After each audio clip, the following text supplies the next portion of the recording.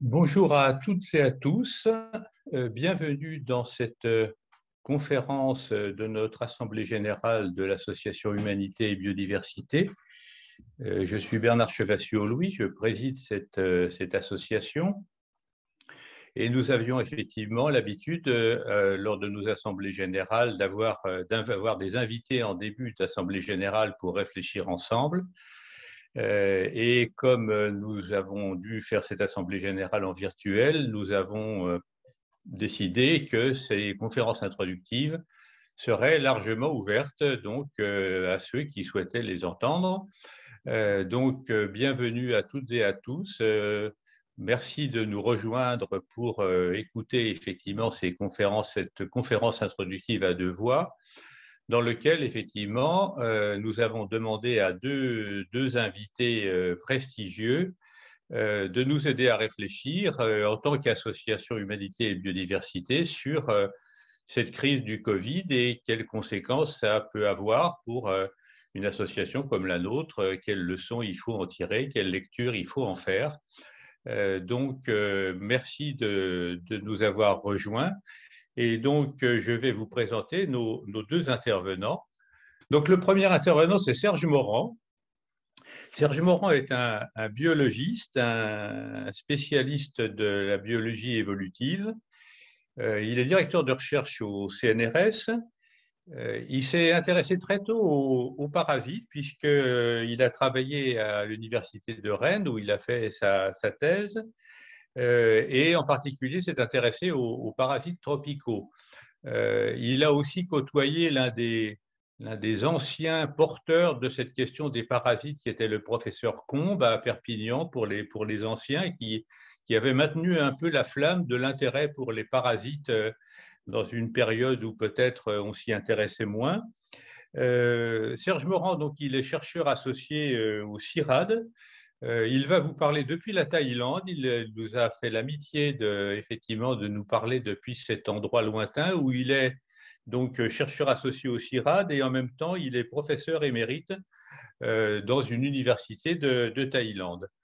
Alors, s'il fallait mettre la liste de ses publications, ça ne tiendrait pas sur l'écran parce qu'effectivement, c'est quelqu'un d'extrêmement connu dans ce domaine. Mais je vous signale là sur cet écran quelques livres qu'il a écrits et un petit clin d'œil en particulier sur son livre La prochaine peste, qui a été écrit il y a maintenant 4 ans à peu près, et dans lequel déjà à l'époque, avec un titre que vous devinez, eh bien, il nous alertait sur le fait que c'était effectivement quelque chose avec lequel il allait falloir vivre et que effectivement cette idée que les maladies infectieuses et parasitaires étaient derrière nous était un peu une illusion de nos sociétés. Et puis Serge, non seulement c'est un chercheur remarquable et connu, mais il n'hésite pas à communiquer, à participer à des tables rondes, à des radios, etc., pour effectivement faire connaître sa passion et puis nous inviter effectivement à réfléchir avec une perspective suffisamment large, à la fois dans le temps et dans l'espace, sur ces questions effectivement de ces maladies et de ces parasites qui font partie de la biodiversité et avec lequel il faut vivre. Catherine Larère, Catherine Larère est philosophe, c'est une agrégée de philosophie et professeure émérite de la Sorbonne. Elle s'est d'abord intéressée à la philosophie du droit, elle s'est intéressée notamment à Montesquieu, et puis ensuite elle s'est intéressée à la philosophie de l'environnement au sens large du terme, c'est-à-dire non seulement l'environnement, mais les relations avec les êtres vivants. Je crois qu'elle aime beaucoup les chats, c'est pour ça que j'ai mis en dessous un de ses animaux favoris. Elle a été enseignante à différents endroits, à Clermont-Ferrand, à l'Université de Bordeaux, et en 2004, donc, elle est devenue professeure à la Sorbonne, donc à Paris, où il a dirigé effectivement l'unité de philosophie. Catherine s'intéresse aussi à la communication et à faire connaître ses idées. Elle a été notamment commissaire scientifique de l'exposition Nature Vive au Muséum d'histoire naturelle. Et elle préside une fondation qui s'appelle la Fondation de l'écologie politique.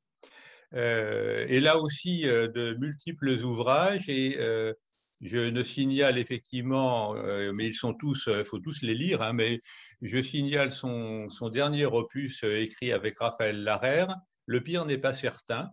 Et vous avez en dessous effectivement un propos en jaune là qui traduit un peu sa vision, c'est de dire qu'effectivement ce qu'elle appelle l'imaginaire effondriste, eh bien c'est un grand risque parce que c'est le risque de ne pas vouloir agir en disant que les choses sont fichues et qu'il suffit de se mettre la tête dans le sable.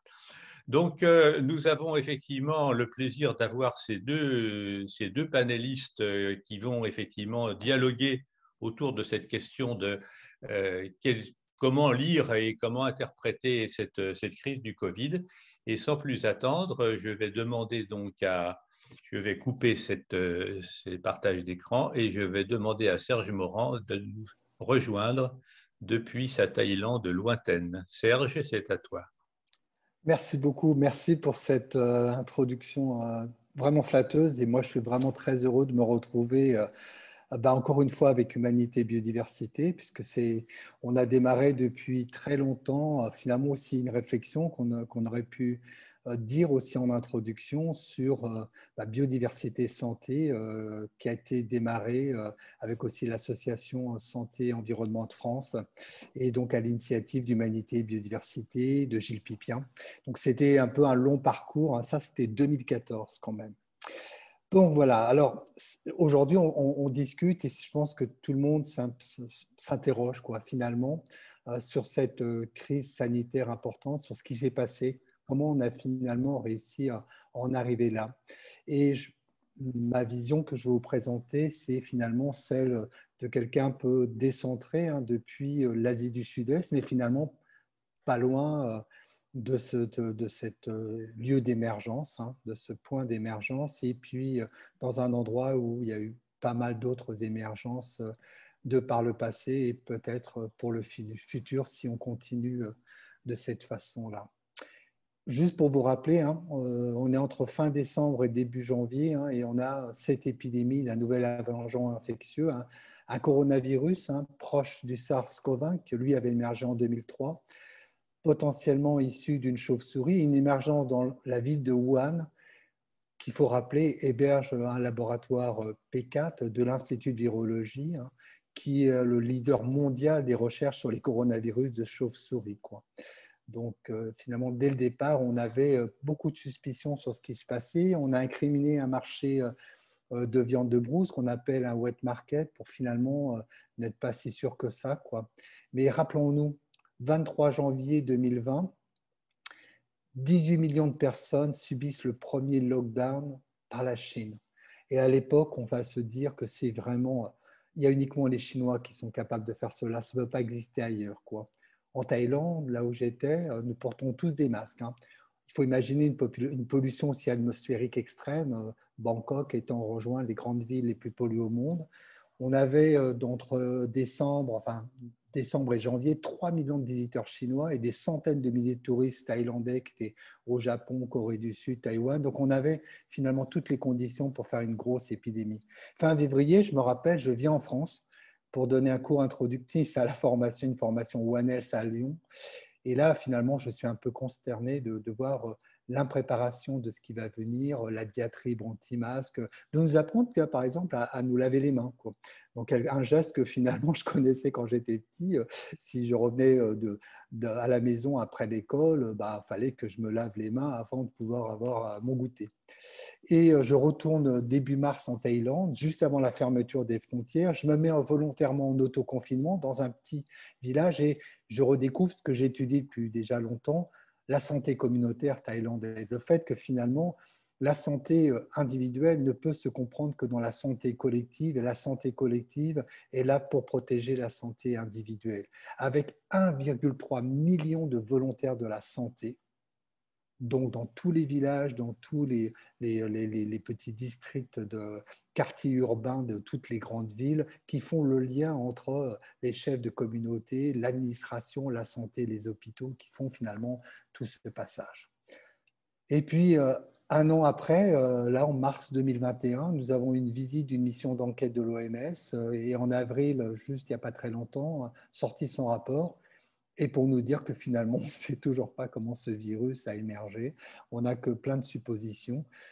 Et on ne discute pas beaucoup finalement des relations avec la biodiversité, si ce n'est que pour montrer la biodiversité comme étant, bah, voilà, on fait du trafic d'animaux sauvages, on mange des animaux sauvages, et c'est peut-être là qu'il faut regarder, alors que nous avons quand même peu d'évidence pour que ce soit vraiment le problème. Le trafic d'animaux sauvages, c'est un crime environnemental. Il n'y a pas besoin d'en remettre une autre couche. Et on ne sait toujours pas d'ailleurs l'origine du premier SARS-CoV-1 qui a émergé en 2023. En 2003, pardon. Un an après, on compare les données. On est à 134 millions de cas sur la planète, déclarés 3 millions de morts. Et comparons la France et la Thaïlande, puisque la France, c'est 67 millions d'habitants, la Thaïlande, c'est 69 millions d'habitants, pratiquement la même chose. En France, il y a eu 5 millions de cas. Aujourd'hui, 98 000 décès. En Thaïlande, 30 000 cas, 96 décès depuis le début. C'est-à-dire, sur un pays qui est 5 fois plus riche, la France, que la Thaïlande, elle affiche un taux de 1000 fois plus important du taux de mortalité. Comment expliquer cela? On pourra en discuter. Mais comment expliquer aussi finalement l'échec de la prédiction? On a un règlement sanitaire international révisé depuis 2005. En 2006, on avait mis en place un système global de surveillance des maladies infectieuses et des zoonoses avec l'OMS, l'Organisation mondiale de la santé animale et l'OIE. Donc on avait tout ça qui était en place. On avait une stratégie One Health mise en place en France dès 2011. Tout ça a été mis en place, on avait tout. Comment en fait finalement on n'a pas prédit et comment finalement expliquer qu'on ne s'est même pas préparé? Comment expliquer finalement que l'on continue aussi de réagir uniquement sur des politiques de gestion de crise et non sur des politiques finalement qui s'attaquent aux causes mêmes des crises? Et là, ça va aller dans mon deuxième pensée que j'aimerais bien, enfin deuxième échange avec vous, c'est finalement penser les épidémies, c'est-à-dire penser les liens entre biodiversité et santé. Et c'est pour ça que je suis allé travailler en Asie du Sud-Est en 2008. J'ai abandonné toutes mes responsabilités, un directeur, ça peut coûter cher en termes de carrière, ça je peux vous le dire, quoi. Pour aller où? Pour aller finalement dans un point chaud de biodiversité en danger, ça fait mal des fois, un point chaud d'émergence de maladies infectieuses, mais aussi un point chaud de maladies tropicales négligées qui ne sont pas encore soutenues, un point chaud de diversité culturelle en danger. C'est très riche la diversité culturelle avec des tas de langues et de familles linguistiques, et 50% de ces langues sont en danger d'extinction. Un point chaud de diversité bioculturelle, c'est là qu'il y a énormément de races animales et aussi bien végétales qui ont été domestiquées, mais avec 30% de ces races qui sont en voie aussi de danger d'extinction. Et là, j'ai commencé à travailler sur les virus, les parasites, les hôtes, les réservoirs, la biodiversité. J'étais vraiment biodiversité, pas tellement humanité. Et finalement, c'est par la santé des humains, la santé des animaux domestiques, des animaux sauvages, la santé environnementale avec les pesticides, avec beaucoup de travail de terrain fort. J'ai passé plus d'un an réel de terrain entre 2008 et 2020, Thaïlande, Cambodge, Vietnam, Philippines, sur ces liens finalement entre biodiversité, écologie des maladies infectieuses, et dans des territoires qui sont en profond changement, qui sont marqués par l'intensification agronomique, l'intensification élevage, les plantations, l'urbanisation. Et puis, on a monté petit à petit des projets qui partaient finalement sur l'engagement des communautés villageoises, des dispensaires, des hôpitaux, des administrations locales. Et finalement, je suis devenu de plus en plus humanité. C'est-à-dire que je trouvais que finalement, les humains sont des animaux vraiment intéressants, attachants, et que finalement, c'était aussi une façon de regarder vraiment fortement ce lien entre biodiversité et santé. C'était par là qu'il fallait y aller, quoi. Et notre dernier travail concerne qu'on met juste en place les chauves-souris, le savoir écologique traditionnel, et puis ça fait réfléchir à l'éthique. Et là, bon, je ne vais pas aller plus loin parce que je vais me faire rappeler à l'ordre par Catherine Larère à côté, mais c'est vrai, on a besoin de faire de l'éthique parce qu'on travaille sur les humains, donc l'éthique médicale, l'engagement individuel, le consent et éclairé. On travaille avec l'éthique des animaux domestiques ou des animaux sauvages, mais aussi l'éthique environnementale. Et puis, on travaille avec des tas de gens différents, des tas de porteurs d'intérêt, comme on dit, qui ont des valeurs et des représentations différentes. C'est tout ça, finalement, qu'on fait. Et ça veut dire qu'il faut penser, finalement, l'émergence, les épidémies. C'est quoi? Essayer de reconnaître, finalement, qu'il y a 3 niveaux. Et ces 3 niveaux, souvent, n'interagissent pas assez et vous allez voir en quoi ça pose le problème. Il y a un niveau qui est purement biologique, c'est les agents infectieux. Et là, finalement, on va entendre des virus chez des chauves-souris, puis c'est le domaine de la virologie, de l'infectiologie, de l'immunologie. C'est à partir de là, finalement, on va développer des sérums, des vaccins. Il y a le travail que je conduis un peu plus avec mes collègues nombreux et différents en termes de domaine d'expertise, c'est la transmission finalement. C'est la transmission d'agents microbiens, viraux, parasitaires entre individus, de réservoirs, vecteurs et humains, et entre espèces, quoi, finalement, et dans des contextes socio-écologiques, locaux et globaux. Finalement, c'est ce lien. Qu'est-ce qui explique ces petites transmissions qui deviennent finalement des transmissions plus importantes? Et c'est quoi, finalement, ce contexte écologique et social qui permet finalement de comprendre la transmission? Et puis, et là, on n'est quand même pas beaucoup, on n'est pas nombreux finalement à travailler là-dessus. Et puis, il y a le contexte du biopolitique, et là, c'est la crise sanitaire. C'est là qu'on entend finalement la gouvernance internationale et nationale. Hein, et ça nous pose la question de dire, qu'est-ce qui peut expliquer comment une épidémie peut devenir une crise sanitaire. Et finalement, ça permet de regarder comment se met en place et avec quelles compétences un conseil scientifique, par exemple, chargé d'éclairer la décision du gouvernement. Mais qu'est-ce que nous enseigne une crise sanitaire? Je prendrai finalement pas un exemple humain, mais un exemple concernant les crises sanitaires animales. Par exemple, les grippes aviaires H5N8 dans le sud-ouest de la France, qui ont frappé les élevages de canards. Et je remercie finalement aussi tout le travail, les discussions avec la Confédération paysanne, le BODEF là-dessus. Il faut voir la séquence qui est toujours faite. On passe par un isolement des fermes, une quarantaine, des abattages, de la biosécurité, de la biosurveillance. Une séquence qui nous rappelle un peu parfois la gestion de crise qui s'applique aux humains.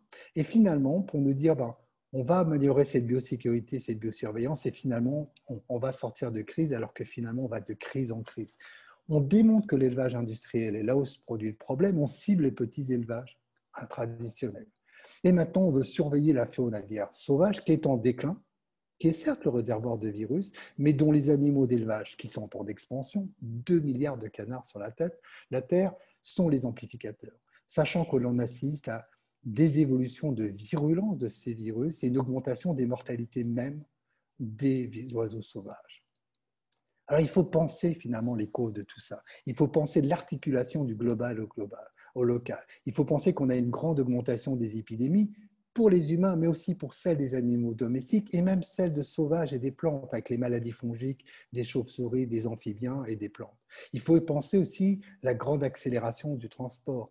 Nous n'étions que 400 millions de passagers aériens en 1970, plus de 4 milliards en 2019. 1300% d'augmentation, donc il faut penser que si une petite transmission locale atteint un grand centre urbain comme Wuhan, c'est toute la planète qui est atteinte en quelques mois.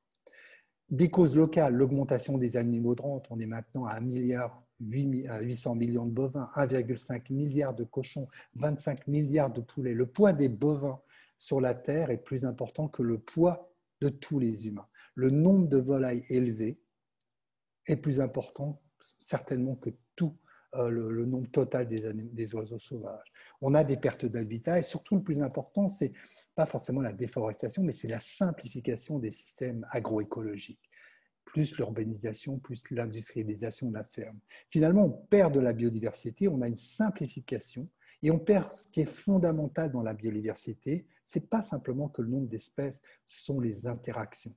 Les interactions, et notamment, si on s'intéresse à l'écologie, la transmission des maladies, de prédation, des prédateurs sur les vecteurs et les réservoirs, de compétition. Finalement, ce qui est très mal représenté comme effet d'élution, c'est plutôt la perte d'un service écosystémique essentiel, celui de la régulation de la transmission des maladies, des humains, des animaux, des plantes. Et finalement, de regarder quels sont les territoires locaux, pourquoi les territoires locaux sont de moins en moins résilients. en raison de forces de la globalisation, sont du global, qui favorisent par elles-mêmes la globalisation des risques. Dérèglement climatique, pollution, ozone, acidification des océans, biodiversité, pandémie. Alors, quelle réponse? Alors, surtout pas la biosurveillance et la biosécurité, une vision tout à fait basée sur le risque continu à une société du risque global, qui sont finalement des illusions dangereuses et potentiellement dangereuses même pour la démocratie. Il faut agir sur les causes. Alors globalement, et ça, on a la chance d'avoir des grandes organisations internationales comme le Programme des Nations Unies pour l'environnement, l'UNESCO, qui travaillent finalement sur cet environnement, biodiversité, humanité, dans ces approches, une santé planétaire. Et localement pour des territoires, c'est-à-dire travailler sur les résiliences écologiques, les résiliences socio-économiques, les résiliences sanitaires, finalement en associant citoyens, les associations, les agriculteurs, les éleveurs, entreprises, administrations, les politiques, c'est-à-dire participer d'une démocratie renouvelée qu'on pourrait nommer social-écologie, une co-viabilité des systèmes socio-économiques et des systèmes écologiques, une transition écologique, économique pour la justice sociale, économique et sanitaire, finalement, par la solidarité écologique, comme nous le démontre si bien Raphaël Matevet. On le voit bien déjà avec la région de Nouvelle-Aquitaine, les parcs nationaux, les départements de l'Ardèche, la région de l'Île-de-France avec l'ADEME, qui réfléchissent évidemment sur ces territoires zéro perte de biodiversité, d'approche d'intelligence collective pour des problèmes qui sont complexes, mais finalement qui doivent se traiter de façon collective et en imaginant des futurs. Finalement, c'est de réfléchir à nos liens à la biodiversité, à la nature, c'est finalement l'objectif d'humanité et biodiversité. Certes, nous avons un problème avec les animaux, qu'ils soient d'élevage ou sauvages, mais la crise sanitaire nous a fait vraiment comprendre l'importance de la nature, de cette connexion intime que nous avons physiquement et psychologiquement et socialement par notre culture avec la nature. Jamais nous avons pris autant conscience de l'importance des liens entre l'humanité et la biodiversité. Et je vous remercie. Merci beaucoup, Serge. Vraiment, merci beaucoup pour cette introduction qui pose bien effectivement les différents niveaux que tu as indiqués d'analyse qu'il faut à la fois avoir et combiner. Je vous propose que l'on écoute maintenant tout de suite Catherine Larère et ensuite nous passerons effectivement à une petite séquence de questions-réponses. Je vois qu'un certain nombre de questions commencent à arriver. Catherine, si tu veux bien nous rejoindre. J'arrive. Voilà. Bonjour. Bonjour à tous. Merci Bernard pour ton introduction mais je suis très contente de prendre la succession de Serge. J'espère que je vais me montrer à la hauteur. Disons que ce que je retiens de ce qu'il nous a dit, de cette volonté de penser, comme il a dit, de penser l'épidémie et la pandémie et de la penser depuis une vision écologique, j'en retiens deux éléments par rapport aux enseignements qu'on peut tirer de la pandémie. Le premier, c'est le lien entre pandémie et crise écologique.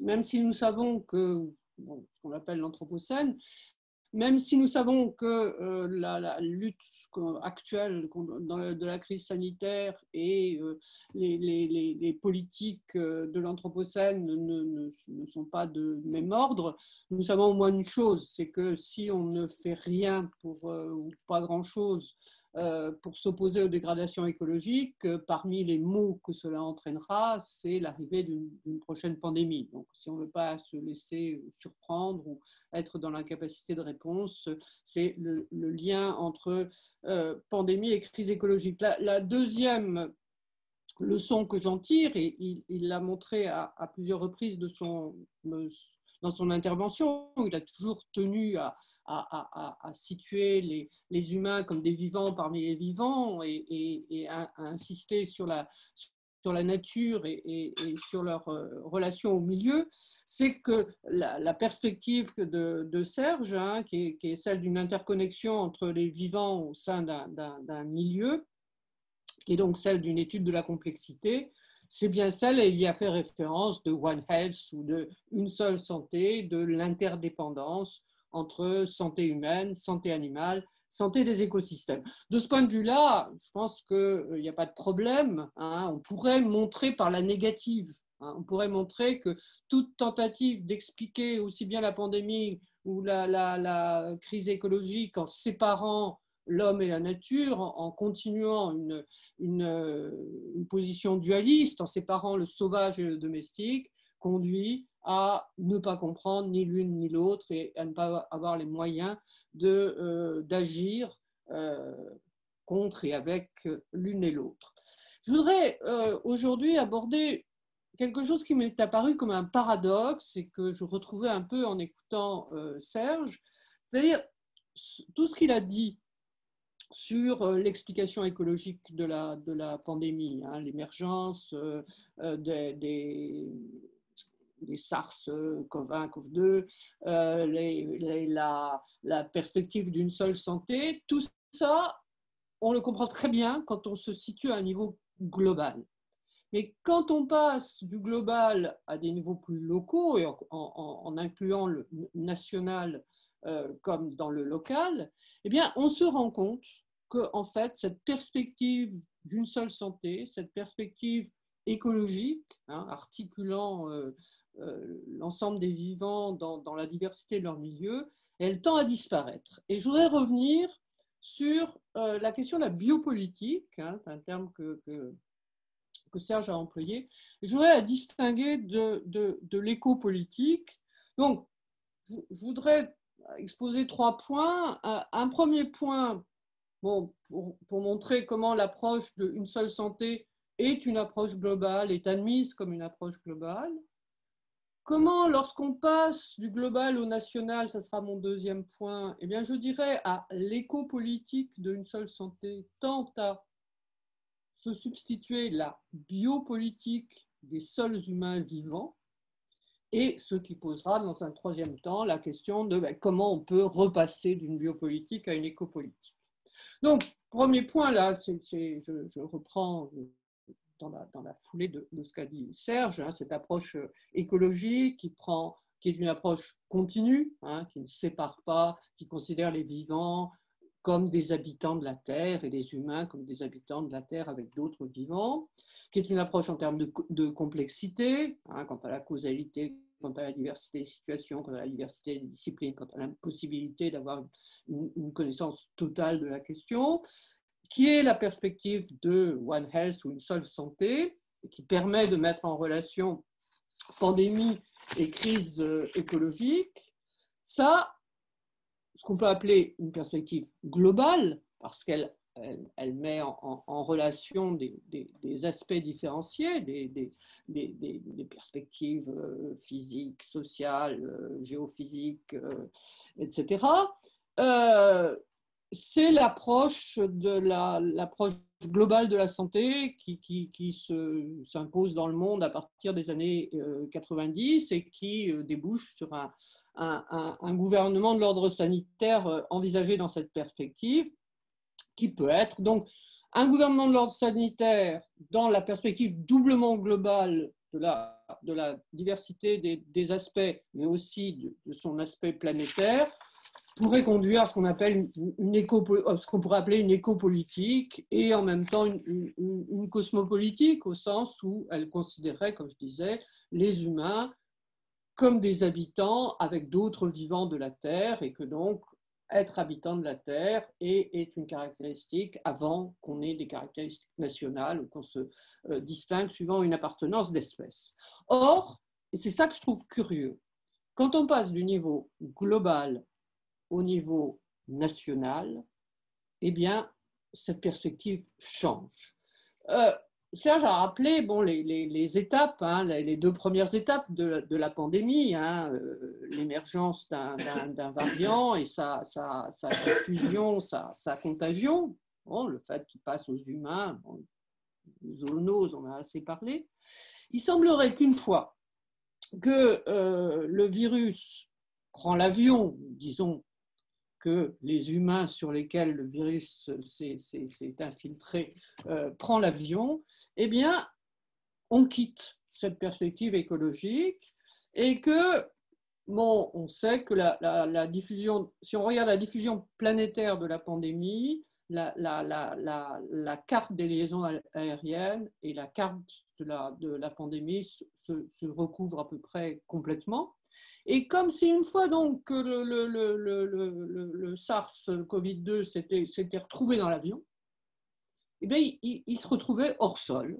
Hein, et que la diffusion planétaire de la pandémie n'avait finalement circulé dans un espace social, mais qui n'était plus qualifié écologiquement. Et on pourrait prendre le nom, hein, les noms qu'on a donnés aux différents variants, qui soient britanniques, sud-africains, brésiliens ou bretons. Hein.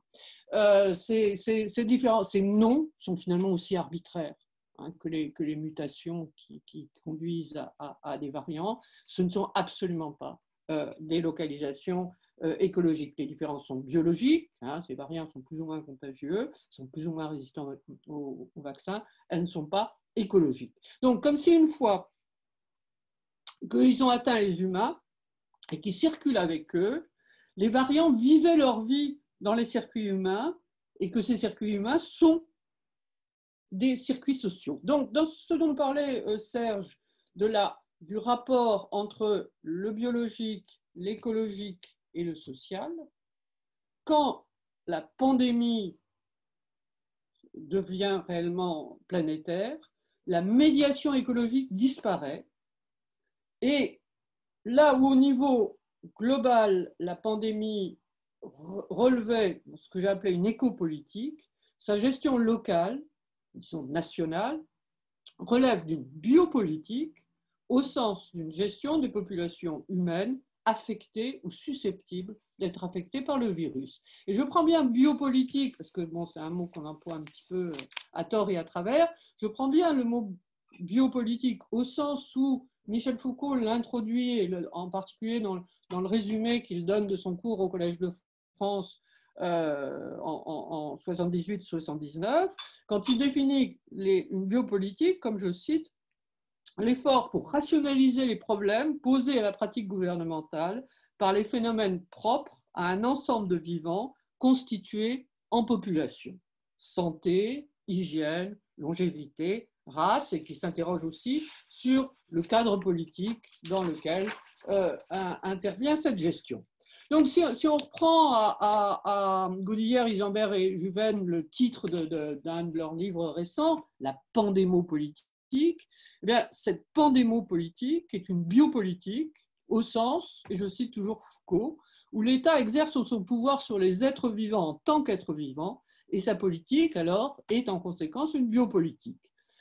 Donc, la biopolitique, c'est une gestion des humains en tant que vivants, hein, porteurs de virus potentiels ou actuels, mais les humains sont les seuls vivants considérés. Et que cette façon que les biopolitiques traitent du vivant, traitent des êtres vivants, mais ne considèrent comme êtres vivants que les humains, on en a une confirmation, un exemple, dans l'élimination de près de 15 millions de visons abattus au Danemark, hein, récemment, parce que les employés d'abattage avaient été contaminés. Ces 15 millions de visons abattus au Danemark, ce sont des morts dont on se préoccupe peu, et que pour gérer la vie, la biopolitique, on inflige la mort, on s'en soucie assez peu. Pourquoi ? Parce qu'entre les humains et les animaux, on a mis une distance non questionnée, hein, cette distance que crée l'élimination, le traitement différent. Et on peut dire là, alors, c'est ce que je voulais dire en disant, la médiation écologique disparaît. Hein, on n'a plus qu'une biopolitique dont l'écologie, c'est-à-dire l'unité des vivants, a disparu. Et pourtant, l'histoire des visons du Danemark, c'était bien un de ces élevages industriels qu'on a pu, et une de ces industrialisations de l'élevage, qui est une des raisons, non pas d'apparition des zoonoses, mais d'augmentation des risques d'apparition des zoonoses. Alors, vous me direz peut-être, bon, après tout, les visons, quelle importance quand à cette pandémopolitique comme une biopolitique, et tant de choses importantes et tant de choses qui nous ont mobilisés et qui nous font réfléchir, en ce sens qu'on peut dire que quand dans la biopolitique, le cercle du social se referme sur lui-même, ce qu'il enferme, c'est une situation complexe. Et que de ce point de vue-là, la pandémie, c'est ce que Marcel Mauss appelait un fait social total, une articulation de sanitaire, d'économique, de social, de culturel, de générationnel, et tout ça dans une politique.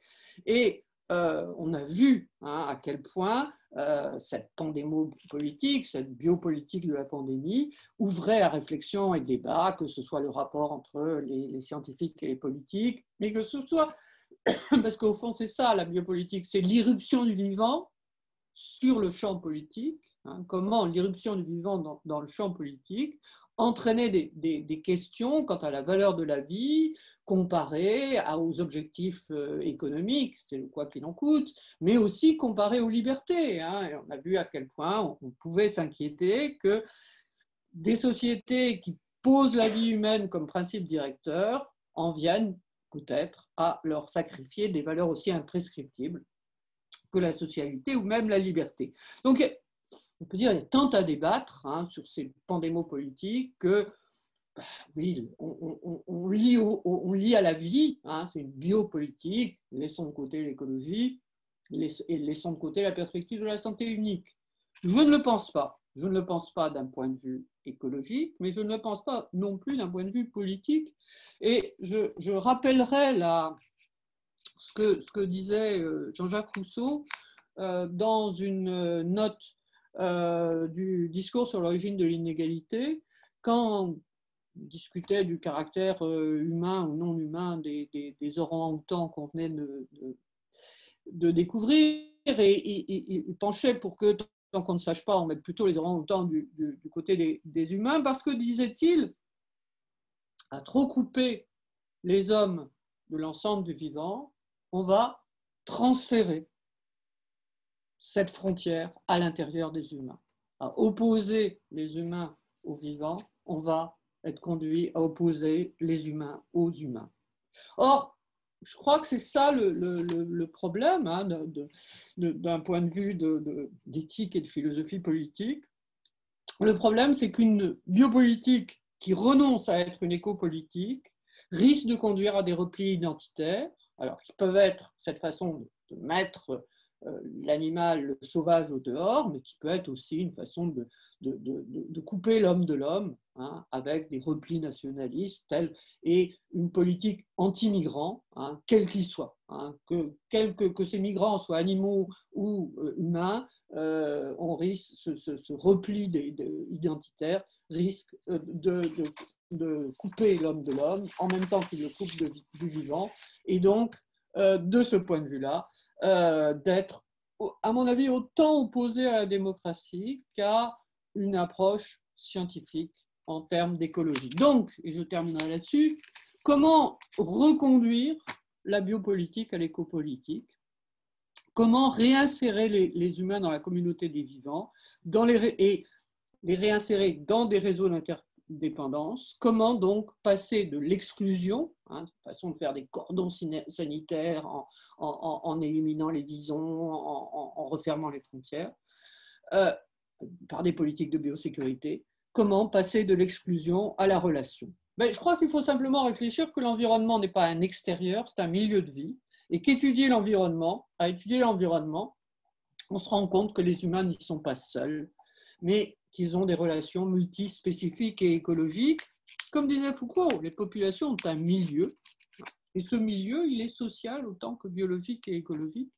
Et comment faire apparaître ce milieu? Là aussi, j'emprunterai au livre de Godillère, Isambert et Juven, quand ils disent la pandémie, c'est une syndémie.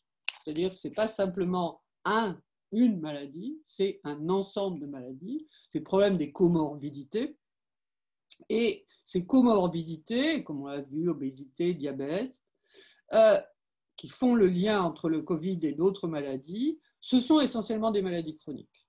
Et étudier ces maladies, c'est voir ressurgir ce que une vision trop individualiste de la biopolitique de la pandémie laisse de côté, c'est voir ressurgir de façon intriquée aussi bien les différences sociales que les différences environnementales, aussi bien les inégalités sociales que les inégalités environnementales. C'est-à-dire à travers la façon d'aborder la pandémie comme une syndémie, on retrouve non seulement le lien entre la territorialisation de la question sociale, hein, c'est pas simplement une distribution aléatoire sur un espace politique. On a bien vu sur des quantités d'affaires récentes à quel point le social est territorialisé et crée des inégalités. Et cette territorialisation rouvre à l'environnement. Hein, et donc, c'est à travers l'inégalité sociale devant la santé, le lien entre l'environnement et le social, entre le social et l'environnemental. Donc, le virus ne se promène pas d'un individu à un autre, il y a une écologie du virus, même une fois qu'on a quitté son origine, et que, ben voilà, je voudrais terminer là-dessus, dans les pistes donc qu'on peut proposer pour repasser d'une biopolitique à une écopolitique, pour lutter contre les exclusions et le repli autarcique, pour redécouvrir une écopolitique qui peut être une cosmopolitique. Et donc, de ce point de vue-là aussi, je pense, lier humanité et biodiversité. Merci. Merci beaucoup, Catherine. Merci infiniment. Serge, si tu veux bien nous rejoindre à l'écran. Voilà. Donc, Voilà. vous n'avez peut-être pas en même temps regardé toute la discussion et autres, mais je crois qu'au nom de ceux qui vous ont écouté, un immense merci pour ces deux éclairages extrêmement riches, originaux et complémentaires. Alors, nous avons un quart d'heure pour discuter. Je vais privilégier les questions auxquelles vous pouvez répondre peut-être tous les deux, si vous le voulez bien. Je viens de dire juste à Serge que un certain nombre de gens voudraient en savoir plus sur la comparaison, pourquoi une telle différence entre la Thaïlande et la France, avec peut-être aussi la question du Danemark et autres, mais ça, bon, peut-être que tu pourras répondre en aparté. Par contre, je voudrais que vous reveniez sur ce que Catherine a essayé d'aborder, c'est-à-dire, mais qu'est-ce qu'il faut faire? Je vois des questions d'Isabelle Naudin, des questions qui apparaissent de Mireille Delprat, etc. Est-ce qu'il faut changer de système politique? Est-ce qu'il faut rentrer effectivement? Est-ce qu'il faut politiser cette question? Comment une association, Humanité et Biodiversité, ou le mouvement associatif de manière plus générale peut agir?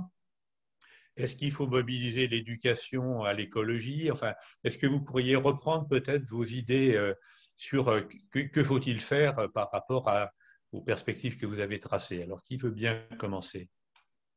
Catherine? Ah, j'allais laisser Serge. Non, mais c'est intéressant, Catherine, donc allons-y.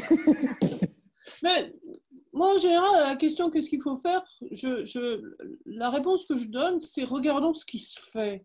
Il y a toujours plus de choses qui se font qu'on ne le croit. Et bon, on peut dire tout, oui, bien sûr, l'éducation, c'est important. Mais moi, la question que je me pose, c'est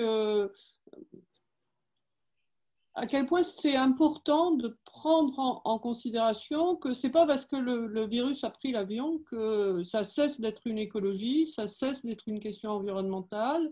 Et je pense que ça se découvre dans le local. Alors, encore plus local, je suis restée au niveau national, hein, mais moi, je proposerais d'enquêter sur ce qui se fait, ce qu'on peut voir au niveau local et de regarder les réactions, les attitudes telles que ça se passe au niveau local. Voilà. Donc, je ne suis pas beaucoup on est tous donneurs de leçons, mais faisons une enquête avant de proposer quelque chose. Mm-hmm. Ouais, je vais Serge? tout à fait dans dans la même vision, Catherine. Puis j'aime bien parce qu'elle présente les choses vraiment clairement. Et c'est vrai que, parce que je le vois, enfin, je suis en Asie du Sud-Est, normalement dans une institution, moi je suis CNRS, je suis recherche pure. On est là pour chercher, on n'est même pas là pour trouver, on est payé pour chercher, hein. Et je suis dans une institution qui fait du développement. Je découvre finalement ce que c'est que le développement, j'en fais pas. Et par contre, ça fait réfléchir justement, ça fait réfléchir sur ces expériences. Et c'est là que ça manque effectivement de comment mettre en valeur, comment montrer toutes ces expériences qui sont très nombreuses dans tous les pays, y compris en France, où je les découvre de plus en plus avec, finalement avec des contacts. Ça pose aussi finalement la vision des ONG, parce que moi je le vois finalement, les ONG françaises qui ont la taille finalement d'Humanité et Biodiversité, elles ont un mot à dire parce qu'elles ont une vision par rapport aux ONG, les grandes ONG internationales qui dominent finalement le monde actuel, qui ont leur propre vision et qui va complètement dans une approche de biosécurité, qui veut une séparation pour certaines complète entre les parcs nationaux et les humains. Et finalement, ça aussi, c'est à la fois, il faut remettre du local, c'est-à-dire montrer les choses qui marchent et montrer des choses qui marchent, des belles expériences, des belles choses. Et deuxièmement, par rapport à humanité et biodiversité, ce que je vois, c'est comment faire entendre une certaine voix particulière, vraiment intéressante, unique, que vous ne vous rendez pas compte, portée par les ONG françaises souvent sur l'environnement, hein, biodiversité et environnement, dans le concert des nations, des ONG. Et ça, ce serait vraiment quelque chose d'important. Merci Serge. Je vais demander à Sandrine Bellier, qui suit aussi le débat, de prendre la responsabilité de sélectionner une ou deux questions. Si Sandrine, tu veux bien nous faire ton choix. Oui, bonjour à tous. D'abord, merci. Oui, il y a plein de questions. Il y a une question et encore revenir, ce qui sera dans la continuité de cette première question et qui revient sous différentes formes. C'est comment on peut aujourd'hui davantage faire basculer la société sur le respect de la biodiversité et puis pousser et faire prendre conscience de l'interdépendance entre la santé humaine, la santé animale et la santé des écosystèmes, donc ce One Health. Est-ce que de votre côté, vous avez des clés, des solutions pour qu'on puisse davantage porter ce message et participer à cette prise de conscience? Et je complète, puisque Serge, tu as fait allusion à la diversité culturelle. Est-ce que effectivement, dans les sociétés que tu peux côtoyer, tu as l'impression que cette relation à la nature, cette compréhension de l'interdépendance, bon, est peut-être plus présente?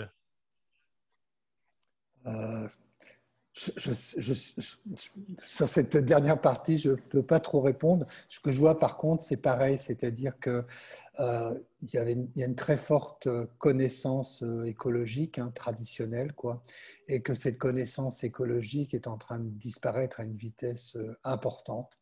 Et finalement, c'est aussi potentiellement finalement le processus même, finalement, je dirais coévolutif, hein, des sociétés, de leur environnement qui risquent d'être perdues, quoi. Donc c'est une résilience aussi, ces connaissances, quoi. Donc ça, c'est peut-être plus mon truc. Et sur le One Health, oui, il y a des initiatives. Alors on veut reprendre du One Health.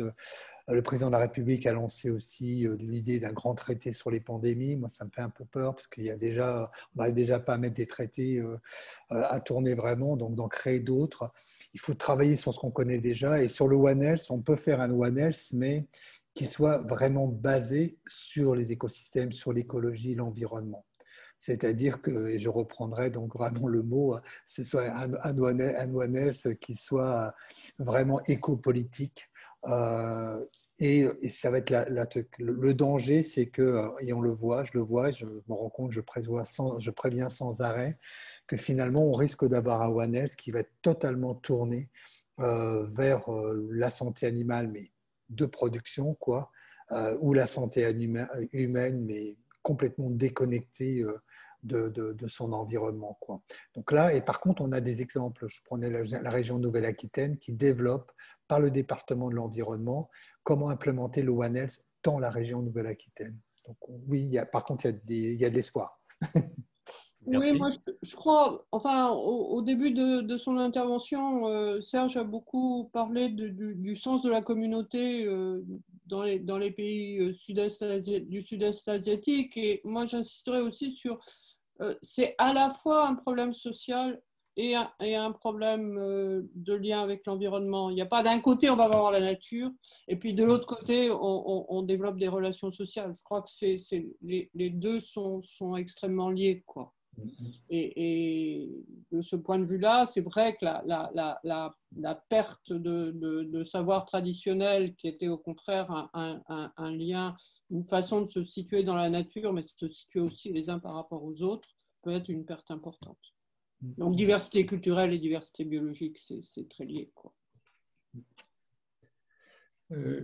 Une autre question peut-être par rapport à l'analyse de Catherine, mais aussi de Serge, c'est vous avez bien montré effectivement que ce statut des animaux domestiques, qui était tantôt intégré dans notre domesticité, donc on cherchait à protéger, quitte à abattre des animaux sauvages, mais que parfois, comme au Danemark, quand ça allait vraiment trop mal, l'homme ferme sa citadelle et laisse ses animaux domestiques à l'extérieur et les massacre allègrement.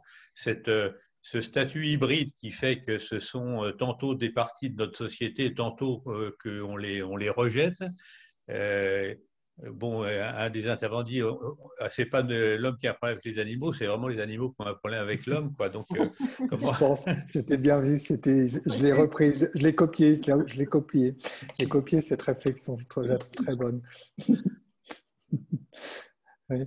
Bah, oui, en fait, et finalement, le massacre je veux dire, le massacre industriel hein, de l'animal d'élevage, c'est quand même récent, quoi, comme l'industrialisation. Hein, ça n'a même pas une centaine d'années, ça a monté, surtout après-guerre, que ça a vraiment monté. Euh, et en même temps, ce massacre, pour des raisons sanitaires, est encore plus récent. Il faut voir qu'en même temps, si on regarde un peu les données, tout le monde en souffre de ça. Donc évidemment, les animaux en souffrent hein, parce qu'ils ressentent quand il y a un massacre complet, mais les éleveurs, évidemment, souffrent, ils sont en situation de stress. Les tueurs en souffrent. C'est-à-dire qu'on voit maintenant les syndromes, ils ont pratiquement des syndromes de guerre, ceux qui en fait ont participé à ce massacre de ces animaux. Les vétérinaires en souffrent, on n'a jamais eu autant d'une augmentation du taux de suicide par les vétérinaires qui se retrouvent non plus à soigner les animaux, mais à accompagner les animaux à la mort, quoi. Et je pense que c'est ça qui montre bien que nous avons un problème alors de relation vraiment avec nos animaux d'élevage ou finalement avec même aussi tous ces animaux de la faune sauvage qui sont mis en élevage, quoi. Où le lien affectif, comme nous disait un peu Jocelyne Porcher, le lien affectif n'est réel, qui existe entre l'animal d'élevage, même s'il va finir, je dirais, il va être tué pour manger, pour d'autres choses, quoi. Ce lien affectif est complètement brisé. Oui, je rappellerai bon, au moment de la vache folle, enfin ce qu'on appelait la vache folle, la détresse complète des éleveurs quand on a abattu des troupeaux entiers sans justification réelle en plus. Il y a une sorte d'indifférence à la mort animale qui est assez scandaleuse. Et bon, si on veut penser à nous, dont on risque de subir les conséquences.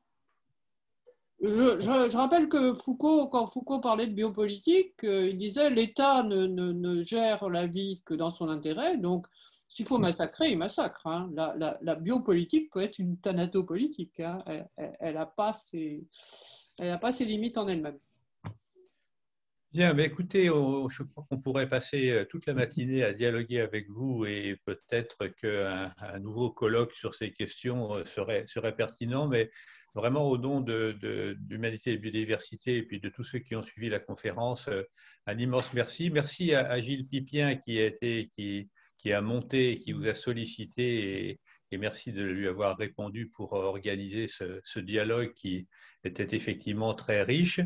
Avec des perspectives, vous savez qu'un un des sous-titres de notre association Humanité et Biodiversité, c'est « Nos destins sont liés ». Et je crois que vous l'avez quand même bien illustré.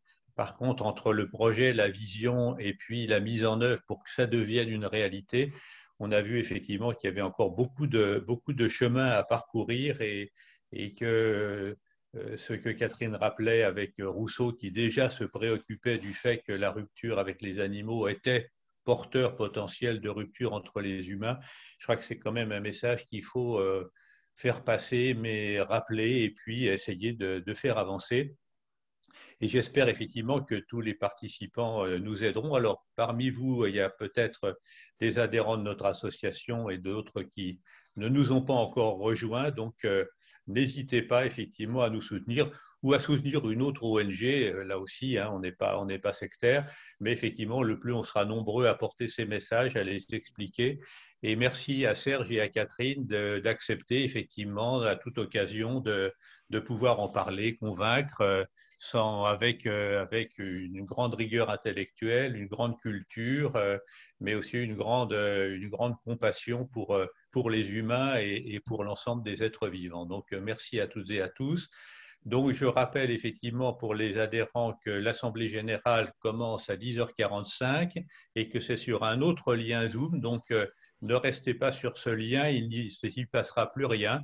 Et si vous le voulez bien, je ne sais pas si on peut allumer les micros, mais au nom de tout le monde, j'applaudis les deux intervenants. Merci infiniment.